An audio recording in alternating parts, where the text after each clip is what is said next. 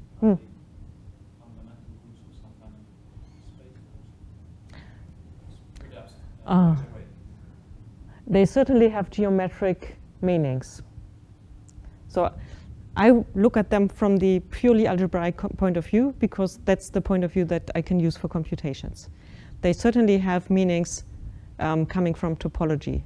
As some, I have to say this from the top of my head, it has to do with fundamental groups of manifolds of certain types. I can look it up, but yeah. Can I ask a related question? In the crystallographic group case, I know from the that you can represent them as matrices, alpha transformations, matrix. Is there a similar kind of matrix representation for the almost crystallographic group? Yes, there is. Well, you can represent torsion-free nilpotent groups by using upper triangular matrices over the integers. And then you have to find affine extensions by your holonomy group using this type of matrix group. Yes, there is. Yeah. And would the dimension be related to the size of the matrix, like the dimension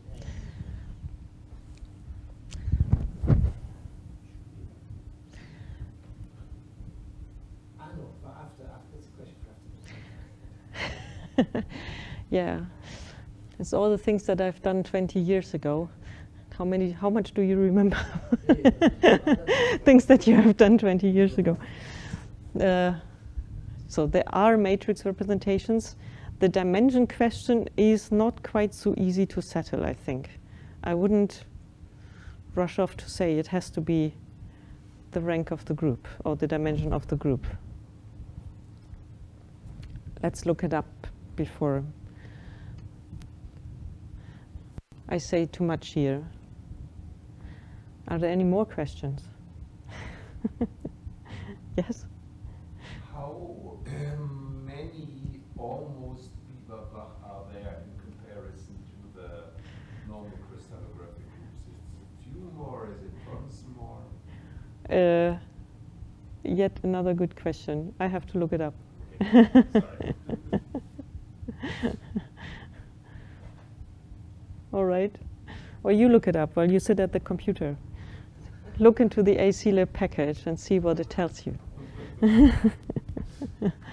Anyway, let's get through what I wanted to tell you about Betty numbers. So it's all about cohomology, and that's why I thought it might be interesting in this context here. So let's take a Almost-Bieberbach group of dimension n and see how much we can do with the methods that I told you about yesterday, right? Remember yesterday we discussed how to compute the cohomology in dimension 0, 1, and 2. That's what we can do now. And if we only use that, then, well, we can get the Betty number 0, that's always just 1. Betty number 1, that's the rank of G over G dashed. It's also fairly easy to compute. The second Betty number I can get as the rank of the second cohomology group. So just using the definition of this Betty number. And then this is all I can do. Now I'm at the second cohomology group at that point. So I can't get the third Betty number by definition with the methods that I have. But now I can use this lemma about the orientation module. So Betty number of the dimension is the rank of the 0 cohomology with the orientation module. For a Betty number n-1, I can take the rank of h1 with the orientation module, and Betty number n-2, similar. I can compute it as the second cohomology group with the orientation module. So this combined together allows to determine all Betty numbers if the group is Almost-Bieberbach and polycyclic and has dimension at most 5. Okay. At most 5, I get through all of this. And if I additionally use the Euler characteristic, then I can also determine all Betty numbers for dimension at most 6. Okay. And that, I think, is my last little gap example. I take the same group as before. It's a torsion-free, polycyclic, almost crystallographic groups. So I can actually compute Betty numbers using the ideas from the previous slide. And well, Carol and I implemented that in GAP. And you have a nice command now that tells you about these Betty numbers. As far as I know, people working in this area found this highly interesting and useful. And I think this is as much I wanted to say for this morning's talk. So here's an... What was the dimension of the H, group H? 5. 5. You can just count the zeros in these relative orders. That tells you the Hirsch length of the group, and that's the same as the dimension of the group. So the students should know about this right now. Okay. I think I'll stop here for the moment. Yes.